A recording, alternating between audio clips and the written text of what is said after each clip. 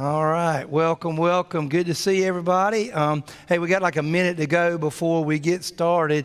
If you hadn't gotten a book, Mama Lynn's bringing some more books. So we have a book that goes with our class here called God Never Gives Up on You by Max Lucado. And it's on the life of Jacob. I don't teach the book. I'm just teaching through Jacob's life in the scriptures, and that's where we started. And so you can read the book along with it. It's a fantastic book. It's a book that maybe if you're discipling somebody or helping somebody or guiding someone, it's a great book for that. We've bought a billion of them here because we're using them in our prison ministry and in our jail ministry, and it's become really popular down there. Particularly with the ladies' Bible study at the jails. And so we're really excited about that. So you feel free to grab one. We have 2 weeks left in this series, tonight and next week. By the way, The Chosen Season 4 was released on Thursday night. So raise your hand if you saw it. Okay, all right, good. Don't watch it because in 2 weeks I'll start Season 4 in The Chosen and I'll teach through that. And we'll watch them together. I'll kind of watch, we'll teach, and I was looking forward to kind of sharing that together. So we're going to finish this up, and if we got through tonight, and I don't think I will get through tonight, we'll just see. Y'all may get tired and bored with it, and you say, like, do something else, whatever, and I'll do that. So, all right, so we've been talking about Jacob's life. We've come here to the end of Jacob's life. Tonight, the outline has two parts to it. So there's a printed outline, and then there's a little color graphic, okay? So you're going to want both.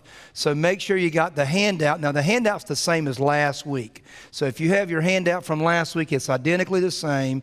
And then there's a little color one-page graphic, kind of a whiteboard teaching thing. There's this guy on the internet does these whiteboard lessons, and I like them. And so I always copy his last screen, Photoshop it, and then copy it and bring it to y'all. I really like it a lot. So we're going to kind of look at that. We're at the end of Jacob's life. We're looking at his death, and we're talking about this deathbed experience of Jacob. And last week, if you weren't with us, we said there weren't a lot of these in the Bible. There's not a lot of like death scenes, only about 5 of them altogether. In the New Testament, you only have 2 of them. One of them is Stephen, kind of the early church deacon who is stoned to death, and we have that experience. And then Jesus' life, which is detailed and chronicled for us by all 4 gospel writers. But the rest of the big heroes in the New Testament, we don't know how they died or where they died. Like, let's take Paul, the apostle, that writes about 2/3 of the New Testament. We don't know where he died. Historically, we're told that Nero executes him, beheads him around 64 AD. But we don't have that in the scriptures. We don't know where Peter died in the scriptures because he continues on. We know how Stephen the deacon dies. We know how Jesus dies. But we don't know a lot about our patriarchs in the New Testament. And equally in the Old Testament, we have Abraham, just a few verses. Isaac, just 1 verse. We have, maybe these long chapters here, kind of a chapter and a half with the death of Jacob. And that's what we're spending our time with. And with the death of Jacob, we're talking about the 12 tribes of Israel. So I'm going to go ahead and stick this graphic on the screen for you. Now, I know you can't read this, and that's not what that's about. That's why we printed it for you so you could have it, so I could kind of refer to the columns. So let's talk about why this matters. Why this matters is this is God's family, the 12 tribes, and they're going to constitute the whole rest of the Old Testament. Like God's going to start a family with Abraham. It's interesting that God doesn't start over with his family with Noah after the flood. God in Genesis 12 starts over with Abraham. And he tells Abraham, you're going to be the father of many nations. And we said last week that that's really 3 different religions that are in those many nations. And they all look to Abraham, Father Abraham. So God makes Abraham a promise. You're going to be the father of many nations. But at this point, he doesn't even have a son. He says, your descendants are going to be as numerous as the stars in heaven and the sand on the seashore. Now, we know that the stars in heaven, that's 75 sextillion. That's 75 and 17 zeros. Just if you want to know the math of that. So that's how many descendants he says you're going to have. Okay, so that's sort of like the population of like all eternity, it feels like. And so Abraham doesn't even have one child at that moment. And so God makes him a promise in Genesis 12. And then God kind of revisits that and restates that promise in Genesis chapter 15. And Abraham's waiting for this son, this one descendant, much less the stars in heaven, sand, and the seashore descendant number.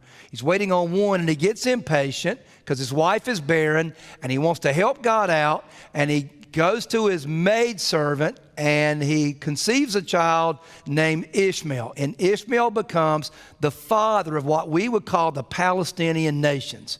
So this is the people in the West Bank, the Palestinians. And so this is that conflict between the Palestinians and the Jewish people all the time. It's all rooted in the book of Genesis in chapter 16 and 17, where all this conflict comes from. It's 4,000 years ago, but it's right now in our world. This is kind of lived out, and you and I watch this conflict all the time in the West Bank between the Jews and Palestinians. They both look to Father Abraham. And then ultimately, Isaac is born, who becomes the Jewish descendant of Abraham. And Isaac has a son named Jacob, and he has a son named Esau. And that's what we've been spending our time together. And we've just been learning about this. And Jacob steals Esau's birthright because he's hungry, and trades Esau a bowl of soup for his birthright. And then when his father Isaac's dying, he seals the blessing, which is the thing that kind of sealed the birthright, which means he got a double portion. He got sort of the family name significance. He got the spiritual decision making for the family. This is a really big moment. This is the difference between when God is defined in Exodus, when Moses asked God his name, and God said to Moses, I'm the God of Abraham, Isaac, and it would have been Esau, but it becomes Jacob. And Jacob steals the birthright. Jacob steals the blessing. Then Jacob has these sons, but he has these sons through 4 women, okay? And we just talked about that a little bit. And we just acknowledged that polygamy never is condoned in the Bible. It's acknowledged, but it's never condoned, and it always ends in a train wreck. And that's why, Jacob's got 3 wives, he's got 4 wives, and that's 3 too many. And it just creates all kinds of problems. We've been looking at that, the conflict with all these boys. But yet, in spite of all that, and this is the thing that we'll get to next Sunday night when we kind of look at the summary, and I put it on the 4th page of your notes. When you get to the summary of it, God just makes beauty out of all this mess that Jacob makes in his family. And Jacob makes a mess. He makes a really good mess.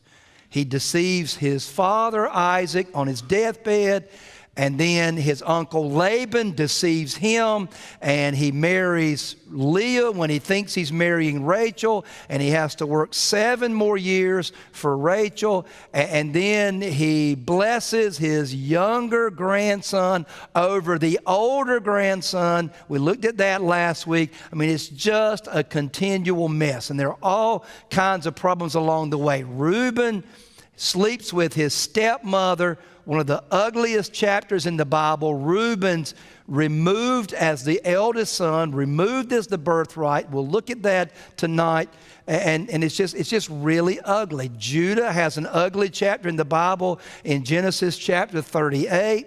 His brothers, Joseph's been sold into slavery in chapter 37, and then he goes and does something really abominable that we only want to talk about in public. And yet, God redeems Judah, and tonight we're going to look at Judah, and he's going to become really significant, all right? So this really ugly family becomes something beautiful. Remember that verse we talked about this morning, where God makes everything beautiful in his time. And the end of a story is better than the beginning of a story. And there's no more true than in Jacob's life and in Jacob's story. It's so ugly. And it's hope for everybody who feels like you got a broken past. Hope for everybody who feels like my family's dysfunctional. Hope for everybody who feels like, I didn't come from anything and God can't do anything with me. Or hope for anybody who feels like I've gone too far, done too much, messed up.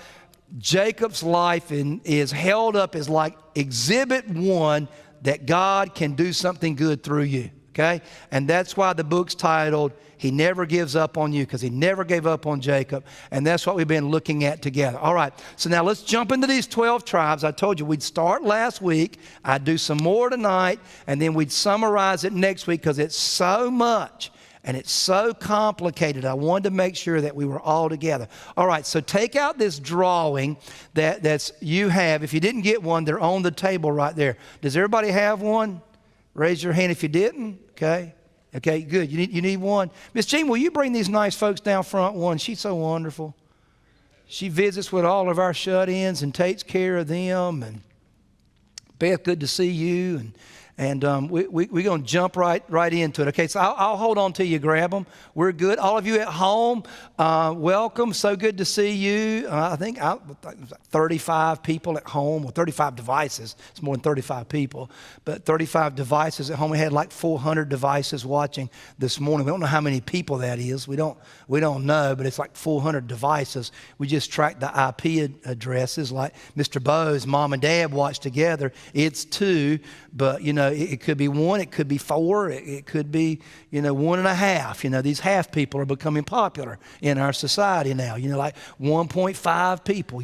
Which I read this week, by the way, that 3/5 of statistics are wrong. I thought that was good. I've been saving that one all week. 3/5 of statistics are wrong. All right, let's look at the 12 tribes. You ready? Far left-hand side, use your paper. I'll stay here in the middle so our online audience can listen. Maybe you can't read it on your screen, I know. So Israel, Jacob, this is his interchangeable name that he has. His name was Jacob, meant deceiver, and God changes his name to Israel, which means God fights for, and God fights with. And so Jacob's 12 sons are through 4 mothers. He has 4 wives, 3 too many, but God redeems it, okay? And so the first set are by Leah, and God goes in the birth order of the order in which the marriages happened. Leah's first, even though Uncle Laban deceived him, and it wasn't the wife that he loved, but it's the wife that he married first. And those 4 children are Reuben, Simeon, Levi. Put a little box there over to Levi because he's going to become significant in the tribes. This is the ones that's going to be the priest. They're the ones that are going to work in the temple and in the tabernacle. This is the one that, like Moses, is going to come from, okay? And then Judah, Issachar, Judah's going to become the second most popular. You see the little arrow there, the purple arrow. Judah's going to become popular because the Messiah is going to come through Judah. David, the king, is going to come through Judah. And that's, again, shocking and amazing because if we were writing the story, Judah's got this really ugly chapter 38 in Genesis. So ugly, can't read it in public. Like I read the one a few weeks ago about Reuben. You can read that one in public. It's ugly, but you can read it in public. Can't read chapter 38 in public. Too ugly. Can't kind of clarify the words. It's just that ugly. And yet, in spite of all that, God redeems Judah in this interaction with Joseph. And then God clearly puts his hand on Judah. And Joseph recognizes that. And then we're going to read Jacob's blessing of Judah. And it's going to be pretty moving and profound. And so Judah's going to become the leader of the family, okay? His name means praise, by the way. And when they would go into battle, Judah's tribe was always first. So they led with praise, okay? And then Issachar and Zebulun, okay? And then Bilhah, which is Leah's maidservant. This is his second wife. This is his second sort of set of children that are born. And you have Dan and Naphtali, those 2, okay? And then Zilpah, which was the maidservant to Rachel, you have 2 children, Gad and Asher. And then Rachel, that's the bottom one, that's the one that we're most familiar with. That's the one Jacob loved. This is the one that Jacob grieved her passing. This is the one that Jacob had buried her bones in Palestine before he comes to Egypt with Joseph at the end of the story in Genesis chapter 42, when Joseph kind of reveals himself to his brothers, brings his father from Palestine to Egypt, and where he's the prince, and this is why he wants to go back. He wants to be buried by Rachel, the one that he loves, in the promised land. So her two sons are Joseph and Benjamin, okay? And Joseph's the one that his brothers sold into slavery. Now, you'll notice the brothers, the twin brother, or the two brothers, not the twin brothers, but the two brothers of Joseph, those two sons, Ephraim and Manasseh. Those are the ones that we looked at last week that Joseph brought with him to see his father. Jacob's dying. And he asked for Joseph. This is before the blessing of the whole 12. He asked for Joseph. And we had that emotional moment where he says, I didn't think I'd ever see you again. And he said, who are these two boys? And they're my sons that are born. And he's going to bless them. What happens is that Joseph's blessings, his tribe, his allotment is going to be divided to those two boys, because Joseph's going to become the leader, and he's going to get the birthright, and he's going to have a double portion, a double blessing. What was taken from Reuben is going to be given to Joseph. And so Joseph's two sons, Ephraim and Manasseh, are going to have an allotment in the promised land. And we're going to look at that in just a moment. Now, let me just pause for a moment and make sure we're all on the same page. Everybody okay? This is a lot. This is complicated. And I don't want to, it's 12 boys and 12 stories, and then some are out and some are in. We're reading a wheel here. And it's not going very well. I had a family ask me the other day, they said, can we come talk to you? And they wanted to come talk to me, and it was about the family wheel. It's not good, it's ugly, and it's divided. Anybody ever heard this train wreck story before? Family wheels tear families apart, and there's just all kind of division, and they just wanted us to meet, and I said, hey, we'll just pray. We're going to pray about that. We'll talk together, but we'll pray more, because I'm going to tell you, old Bill can't solve a family wheel, but God can, because God's powerful. Okay, so let's jump into it. So these 12 are the 12 patriarchs. When God starts over with a family, he starts over with these 12. This is his people in the Old Testament. These are his tribes. And the whole rest of the Old Testament is the history of these 12, their tribes, okay? When you get to the book of Revelation and you get to heaven, and you got these 12 foundational stones, their names are on those 12 foundational stones, okay? So they become significant. 3 tribes are going to emerge really big, and we're going to read about them tonight, and you're going to see this. Levi, that's going to be in the temple, they're going to be serving God. Judah and Ephraim, because Joshua, in the book of Joshua, he's one of those guys that has great faith, and he's from the tribe of Ephraim, okay, which is one of Joseph's sons. But because we had that replacement, Reuben's out, and the 2 tribes of Joseph boys are in. Ephraim's from there. Caleb, by the way, the other, remember this story in the book of Joshua where the 12 spies, one from each tribe, went in, and then you had the 10 that said, we can't conquer this land. We're like grasshoppers in their eyes and in our own eyes. And then the 2 said, we're able to do it. Joshua and Caleb. Joshua's from Ephraim, and Caleb is from Levi, okay? So those are the 2. And all the rest of the tribes wanted to stone Moses, okay? Because he had led them out in the wilderness, except for Ephraim, descendant Joshua, and Judah's descendant Caleb, okay? So now you have the 12, okay, let's get to Levi's blessing down at the bottom, okay? Everybody find Levi's blessing. So Levi's not going to get an allotment of land because they're going to serve in the temple. And they're going to be the priest of the temple, okay? And they're the ones that are going to serve God by offering sacrifices, and they're the ones that are going to conduct what we would call the worship services. They're going to be the priest, and they would live off of offerings from the people.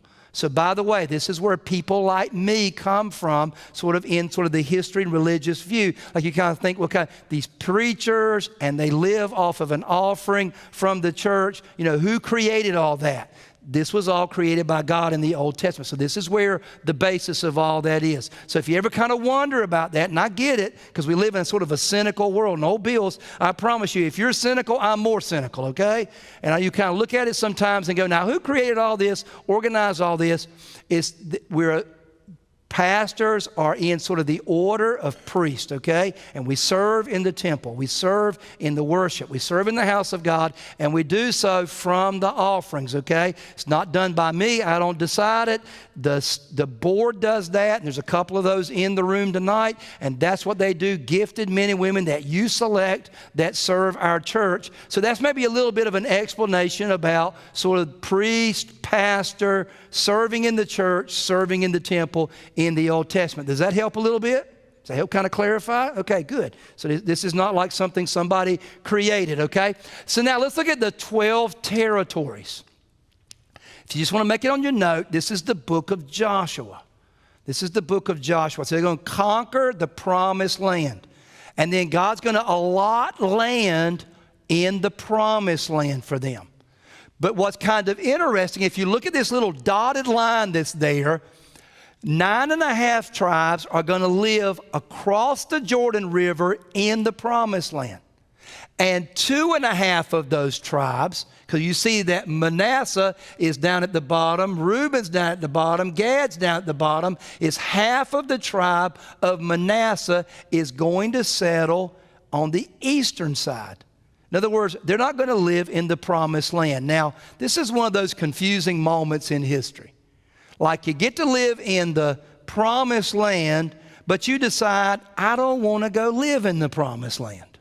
The land that flows with milk and honey, which we don't understand. I always say it's a land full of Starbucks and Krispy Kremes, okay? Why would you not want to go live in the promised land? Why would you want to settle for less?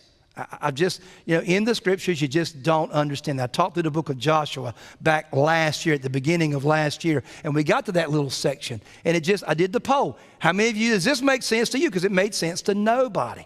What's ironic about it, that these 2.5 tribes that are down below the dotted line on your outline went and fought for the promised land. They went to battle. They just didn't enjoy the promised land. I don't get it. Why would you live with less? But they live with less, okay?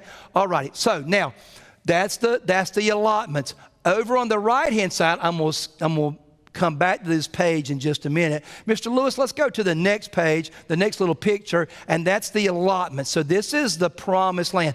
This is the Middle East. This is Israel, okay? So you see way up at the top, sort of that little line that runs right down through there is the Jordan River. Okay, so to the right would be the west, to the left would be the east of the Jordan River. Everybody finding that? I didn't print this for you. I probably should have put it on the back side of your page. I just realized that. That would have been really smart for me to do that, and I don't know why I didn't think about that this week. Okay, so the tribes to the right are the western tribes. The tribes to the east of the Jordan are the tribes that settled for less. But those are those allotments. There's where those tribes little settled, okay? This will be important as we read through, because one of them is not going to have a full allotment of land. He's only going to have some little cities, because he was judged by God. Their life and what they did with their families and the way that they led their families, their tribes, this is going to have everything to do with what they're going to experience. Which kind of makes the point. Let's just kind of make the point. It matters how you lead your family. This is really clear in the book of Joshua. It's really clear in the book of the allotments here of those nations, all through the Old Testament. The way you lead their family can produce blessing, or it can produce limits and curses in your family. All right, so let's go back to the other page just for a moment. So we saw that. So let's go back one slide, Mr. Lewis. There we go. So the 12 tribes are settled. That's the book of Joshua. Kind of put you a little note down there at the bottom. And then after Joshua, you have this period of time called the Judges. And that's the next book that you read about in the Promised Land. They forget about God. They walk away from God. I'm actually teaching through that in this fall through the book of Judges. And we're just going to talk about what happens when you walk away away from God, and God just rescues. God sends deliverers. They're called judges. And they save the people from these surrounding nations that are not more powerful, but God used them to bring correction to his people. So in other words, the Philistines would emerge, and God's people would walk away from him. And so he would use the Philistines to punish them. And so a guy like Samson would arise, and he would defeat the Philistines. And then they would walk away from God, and they would turn their back, and God would raise up the Midianites. And the Midianites would become strong and powerful, and then they would bring punishment on God's people. They would burn their crops and steal their animals. And then God would raise up a man like Gideon. And then God would use Gideon to bring them back to repentance. This happened 7 times in the book of Judges. It's like a cycle that they're wealthy and things are going well, and they take God for granted. They walk away from God, and then they have oppression by these nations that are around them, and they'll cry out to God for a deliverer, and God will send them a deliverer, what's called a judge. That's the book of Judges. And then God will free them, and they'll have everything good, but then they'll forget about God, and then they'll have another nation that'll rise up and oppress them, and then they'll cry out to God, and God will send them another. And this cycle goes on 7 times. Talking about not learning a lesson, right? I mean, these people never learn their lesson. Okay, so that's the book of Judges. And then you come to the books of 1st and 2nd Samuel, 1st and 2nd Kings in the Old Testament. Now, it's all the 12 tribes of Israel. That's the far right-hand side of this little graphic. See where it says the United Kingdom. Now, our little graphics thing cuts it off sometimes. I don't understand all that, and we have to resize it, reformat it, and old Bill forgot to do that among all that was going on this week. In the United Kingdom, and that's down at the bottom, you see 1 Kings chapter 11 through 12. This is where the kingdom becomes the best through a united kingdom under David's leadership.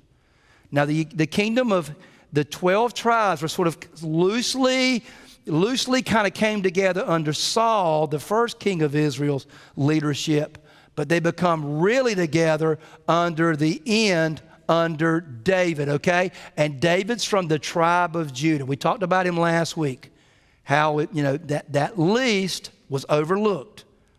And you had this new view of how God looked on people from the time of Jacob blessing Joseph's 2 sons, Ephraim and Manasseh. He blessed the younger over the older, and then Jacob said, I have blessed who I've blessed. So it was his choice. It wasn't a deception like it was with Jacob deceiving his father, Isaac. This is completely different. This is Jacob saying, I know what I'm doing, and the young one's going to be greater than the older one. And the younger is going to be the one that all the kings are going to come through, not the older one, okay? And Judah, through his tribe comes the youngest, David, who you have that funny moment where Samuel brings out Jesse brings out all of his sons, because Samuel says, one of your boys is going to be the new king. And God's going to anoint him king today of Israel. And he brings out 6 boys, and it's not any of the 6 boys. And then you have that funny question. I mean, it's just comical. I mean, the Bible just has these funny moments, doesn't it? When Samuel says, do you have any more sons? As if you'd forgot about one of them, right?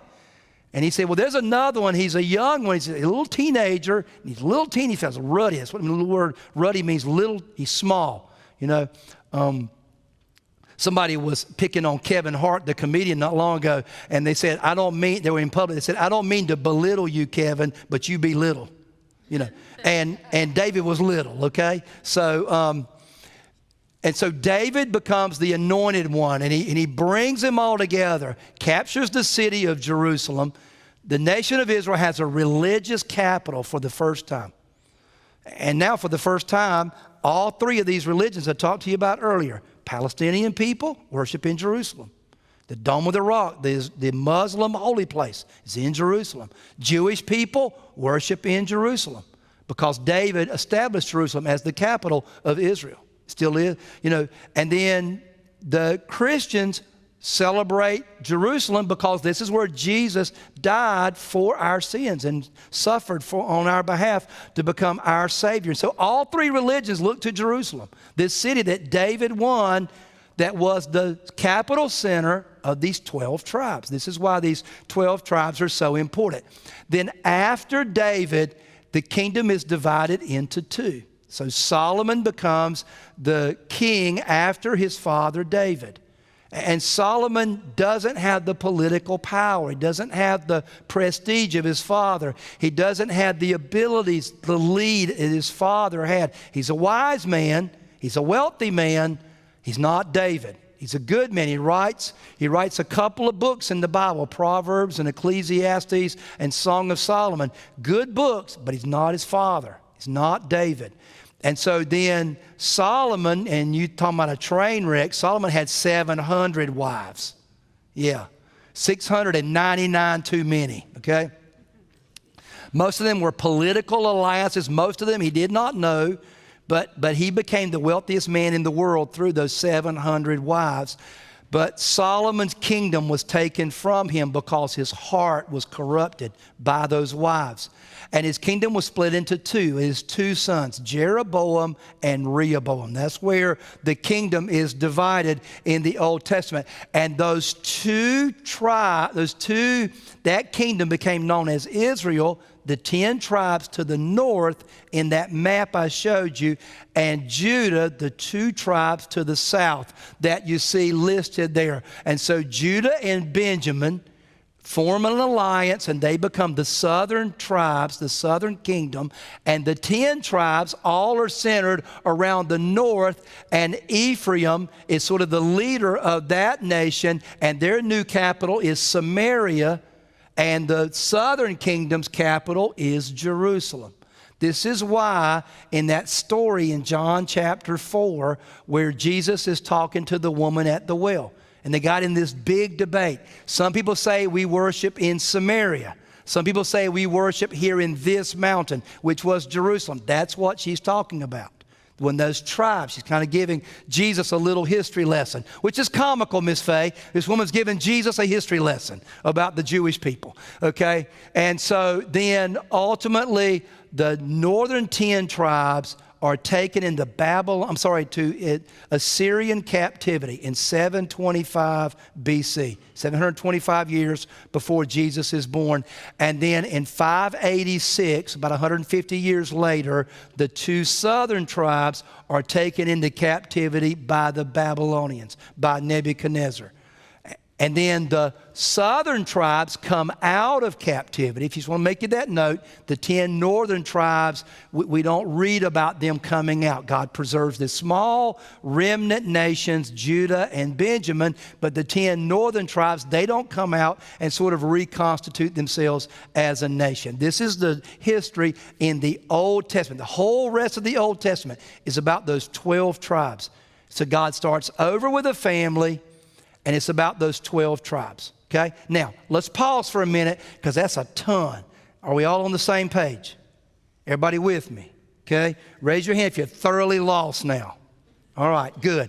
So good. Some honest people in the room. All right, you got 2 more weeks of this. You got about 30 minutes tonight and an hour next week, and we'll make sense with it. It's a lot. It's a lot. But I do this because I think we read the Bible and we don't understand how it all connects. We don't understand that it's all one story. It's not a bunch of different disconnected stories. It's all one story. Like the Old Testament is kind of very simply in 5 movements. Like God creates the world, and then he puts man inside of it, and man and God are in paradise. And then in Genesis 3, Satan and sin enter the world, and Adam and Eve fail. And then God expels them from the Garden of Eden. But mankind is wicked and deceitful. In fact, it gets to the point by the time you get to Genesis chapter 6 and the next big movement of the Old Testament, God repents that he's made man. That doesn't mean he didn't wish he didn't. He just is grieved by the sin of man. That's what it means. He just is grieved by their sin. So he sends the Genesis flood.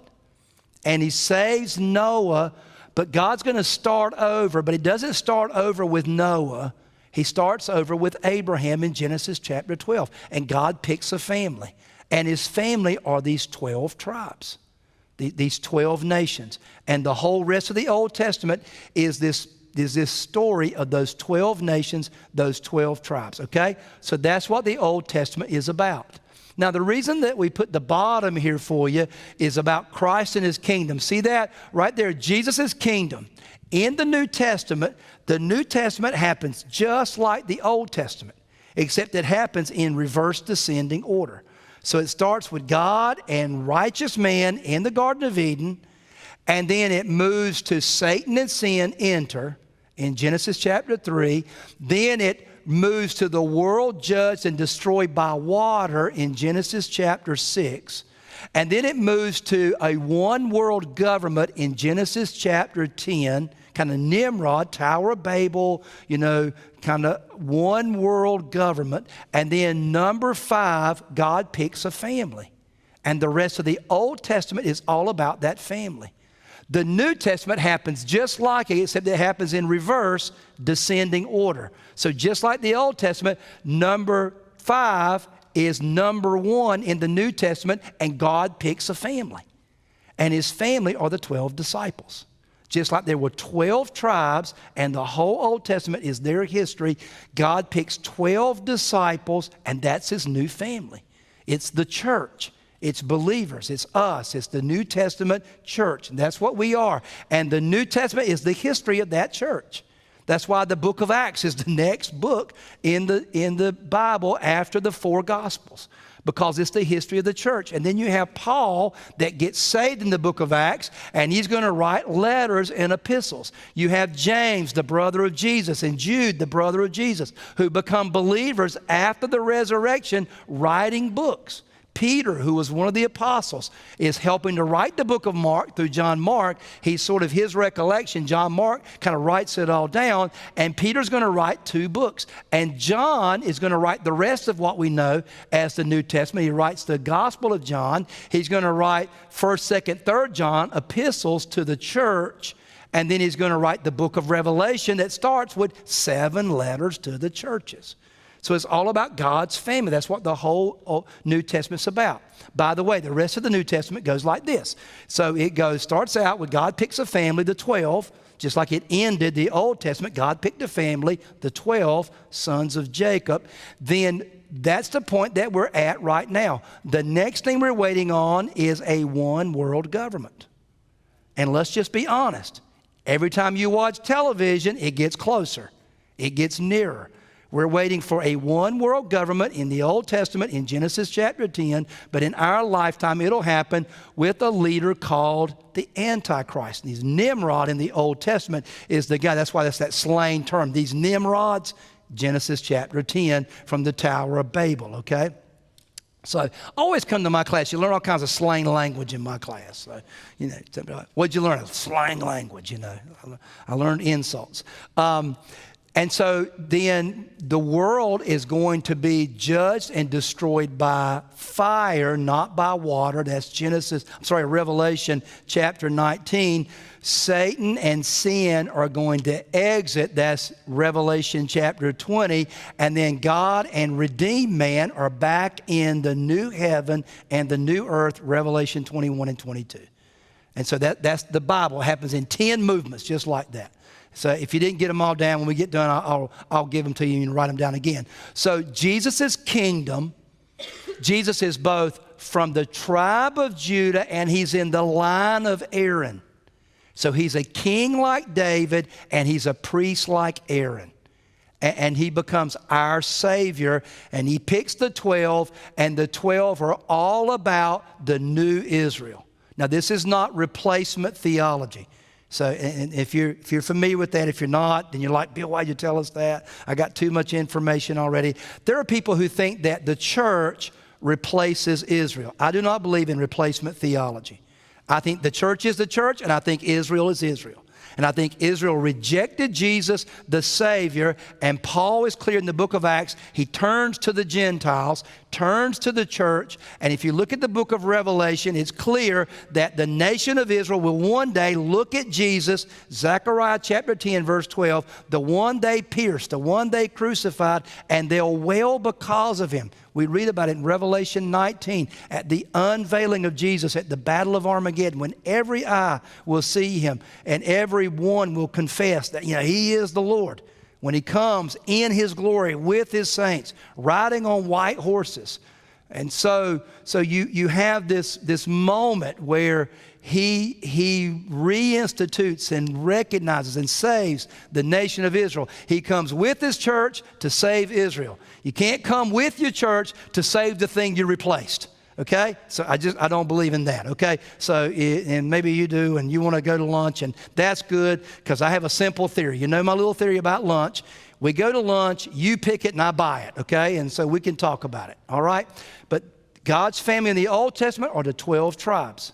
God's family in the New Testament are the 12 apostles. Their names are written on the pearly gates, by the way. There are 12 gates, Revelation 21. You can read it when you get home, and each gate has a name of the apostle that's on it. Isn't it ironic or interesting or non-coincidental that Judah is replaced as one of the 12, and then when you get to the New Testament, Judas is replaced as one of the 12? The Bible, the way it interconnects, the mystery of that is rather shocking, okay? So that's the 12. That's a little overview, okay? Does that kind of help a little bit? Kind of gives us a little overview. All right, let's go. Lewis, jump me along the 2 slides. We got like 10 minutes left, and we're going to keep learning, okay? So let's talk about Jacob blessing his children. Now, I thought we'd get to the point where we started reading, but I'm a little bit behind. I took a little bit longer there than I thought I was going to take, okay? So in blessing his children, he starts with the sons of Leah first, putting Zebulun before Issachar, and then the sons of his maid, her maids followed, which are Naphtali, is mentioned last. So I did that for you already. That's on that little, if you want to kind of hold that little colored sheet out, you'll see that. Then you have both sons of Zilpah, who was Leah's maidservant that I mentioned already, and then the 2 sons of Bilhah, who is Rachel's maid, and then finally you have Joseph and Benjamin, the 2 sons of the wife that Jacob loved. And Leah's the wife he worked for. Rachel is the wife that he loved. And so you have now the order agrees with the rules of the birthright that are given to Moses later on in Deuteronomy chapter 21, verses 15 to 17. And so let's just kind of jump into them and talk about them a little bit, because the position linked with the birthright that went to Judah is significant for us, because he's the 4th son of Leah. This is why I told you last week, it kind of makes sense now. Why would Judah be the favored son? Why would Judah be the one that's picked?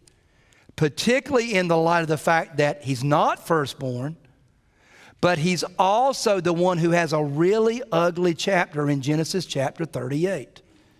And it's because God chose him. And Simeon and Levi are passed over because of their violence, okay? So if you don't remember, about 2 weeks ago, Reuben sleeps with his kind of stepmother, and which was really ugly and despicable and abominable. And then, they in turn asked for their sister. They have one sister, the 12 boys and one girl. You have, so the people in Shechem asked for their sister, and their father doesn't do anything about it. Remember, I talked about this kind of passive father who allowed it to happen, and that's when Simeon and Levi go down there and kill all the men. They talked them into a treaty to circumcise them, to give them their sister, and it was a trick. And on the second day, which would be the worst day after surgery, when they were all hobbling, let's just say, not feeling like up for the fight, that Simeon and Levi very violently go and kill all the men. It's an ugly episode in the Bible. And it's all because of sort of Jacob is so passive as a father. And so the firstborn, Reuben, had his birthright removed, okay? His double portion removed, and it goes to Joseph. We read about that last week. And that then in turn was distributed to Ephraim and Manasseh. That's why when we looked at that list, and we'll look at it in a moment again, Joseph doesn't have an allotment. Ephraim and Manasseh do, because Jacob has a double portion, okay? And so that's that land that were established. Now, let's just kind of read together. Here we go. Genesis 49, verse 28. All these are the 12 tribes of Israel, and this is what their father said to them when he blessed them, giving each the blessing appropriate to him. Now, what's interesting about this, and I'll do this and then I'll stop, and then next week we'll be right in line to read the blessings and summarize it, and it'll give you a chance to kind of internalize these last 2 pages of the notes. I'm on page 3 of the notes, by the way, if you're following along. So what you have in this that we're going to read together through, it's going to take this week and next week to do it, is sort of a brief outline of the Old Testament, of the history of what happens. In other words, let's kind of start with Reuben. Reuben sins and he loses his place of inheritance. He loses his leadership. He loses his birthright.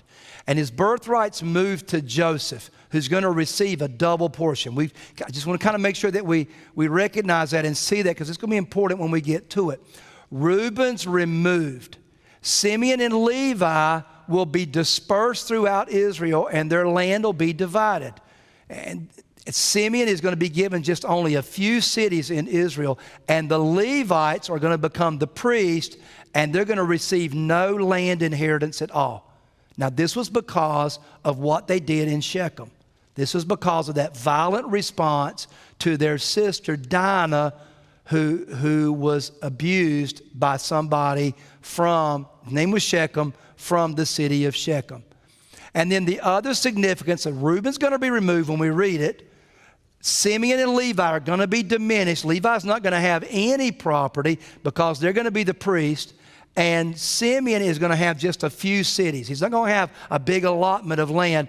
And Judah is going to be one that's going to rise. He's going to be the lion that is going to become the leader of the other tribes. And his tribe's going to produce the line of kings, beginning with David and bringing us all the way to Jesus Christ.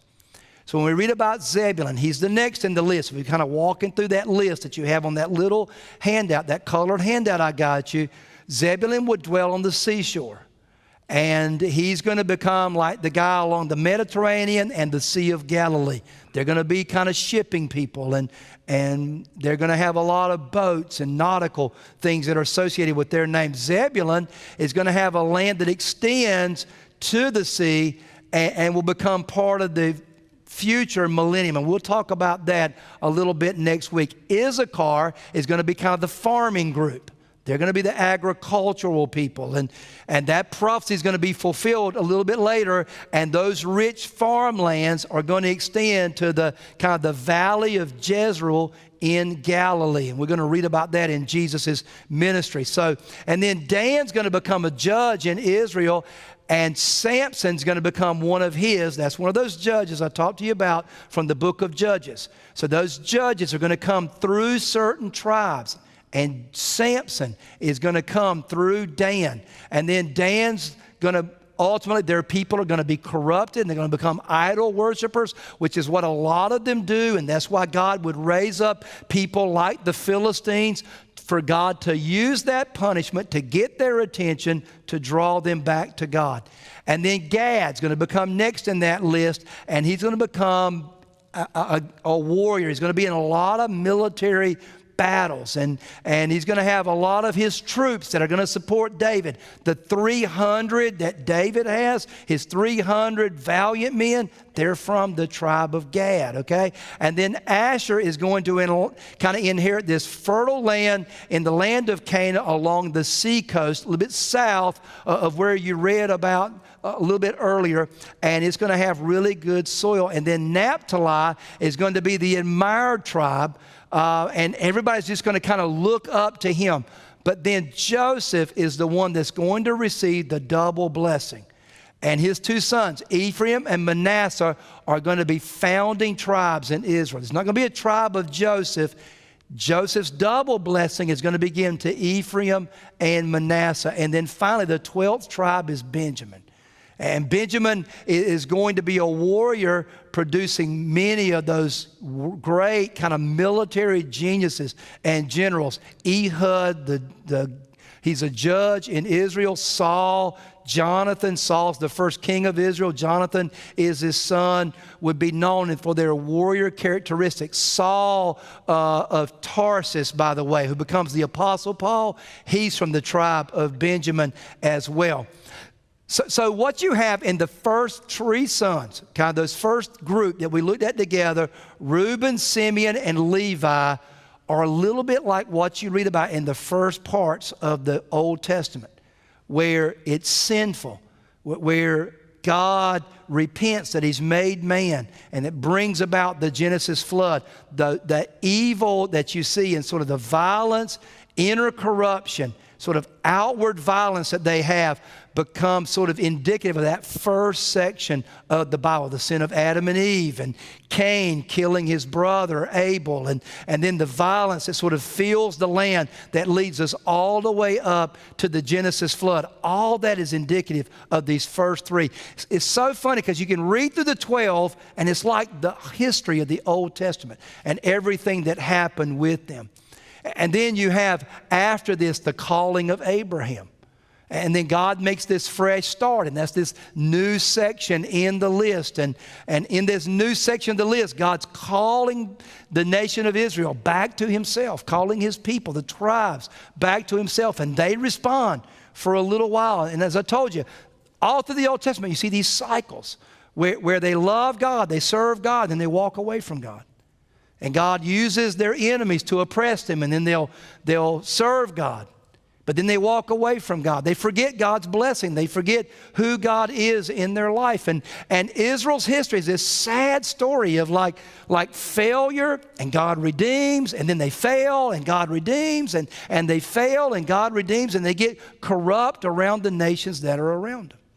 And then ultimately God's going to bring David, and he's going to unify the nations. They're not going to be kind of like 12 scattered tribes that are going to become one nation that are together. And that's what you read about in the book of Ruth, where God's going to preserve them and keep them, and they're all going to become his people. And then under David, you got this golden age. This golden age where it becomes the pinnacle of everything that they would ever experience. And they're going to have rest as a nation. And David's going to win battles. And Solomon's going to come, as I talked about you earlier, has got all this wealth because he's built all these political alliances around the world. And the blessings of Judah, as David takes the scepter and it comes through him, kind of continues. That's why in the book of Matthew, by the way, when you look at Matthew's genealogies, all it is he's just tracing David's heritage in history, all the way back through the 12 tribes to Judah, all the way back to Jacob and Abraham. It says a recurring of sort of their history through all those generations of people, and that Jesus would ultimately come. This is Shiloh, and we're going to read about this in this prophecy toward him. If you want to read it in Genesis 49 and 50, you need to read those prophecies and those blessings that we're going to look at next week. You can kind of look at those. But what Jacob does is he says to Judah, you're the lion of the tribe of Judah. And through you a king will come. And then a little bit later, he's going to say, and when Shiloh comes, and Shiloh means the one who brings peace. And he's talking about Jesus. And Jesus is going to be rejected by the Jewish people. And Jesus is going to die on a cross. But Jesus is ultimately going to become the Prince of Peace in our life. And that Shiloh is going to remain. And so you have sort of this history of the Old Testament that is played out all the way to the life of Jesus. And that's what we're going to do next week. We're going to and I've got us to a good point here. We're going to read through Jacob's blessings, and then I'm going to put every one of them on the screen, and then I'm going to let you see that every one of them becomes to the T exactly everything that Jacob said that the nation of Israel would be. Kind of prophetically, he just kind of predicts what the whole rest of the Old Testament is going to look like. And it's just one of those reminders to us that God's promises are true. That what God says in His Word, we can trust in. We can depend on. We can build our faith on that. We can know that that's true. And this is why when we sing about our God's a promise-keeping God. Our God's a covenant-keeping God. When you look at these 12 tribes and we look at their history, and we're going to kind of walk through that next week, you're going to get to see that. Now again, this has been a lot, but we needed a lot just to kind of get us to where we could grasp it, grasp all the information of it. So we're going to finish it up next week. We're going to read through. We'll do very little of them. Just read through next week, because it'll take a whole time for us to just read through these 12 tribes and then to understand what was being said to them, and in particular, what's being said to Levi, who are going to be the priests that are going to serve, what's being said through Judah, because the Messiah, Jesus, is going to come through that, and what's being said through Joseph's sons, Ephraim and Manasseh. And then we're going to learn these lessons from Jacob's life that our God just keeps promises. Let's just pray together before we go. Father, thank you for your word. Thank you that your word is a promise that we can trust in, a promise we can believe in, a promise we can build our faith in, a promise that we know that we won't be disappointed because you never fail. This is why we read your word. This is why we look at the details of these prophecies. You wrote them for us so that we would know we can believe in you. We can depend on you. We can trust in you. Father, we've looked at the scriptures and we see so many times they failed. They failed to live up to what your dreams for them, what you wanted for them. Forgive us for the times when we didn't live up to your dreams, what you wanted for us. But Lord, like Judah surrenders his heart and you changed his life, would you do the same thing in us? Like Jacob, where you changed his nature and you took him from being a trickster and you made him one that God fights for, not against. Lord, where you took people like Levi that were violent and you made them a holy priesthood of people that served in your temple. Lord, thank you. Thank you for that redeeming story. Thank you for reminding us that you never give up on us. Thank you for reminding us, Lord, that your grace is sufficient for every one of our lives. You'll take a guy like Saul, who walked away and believed that you were not the Son of God. And he was a murderer. And he punished and he persecuted. And you changed his life and you made him the greatest evangelist the world has ever known.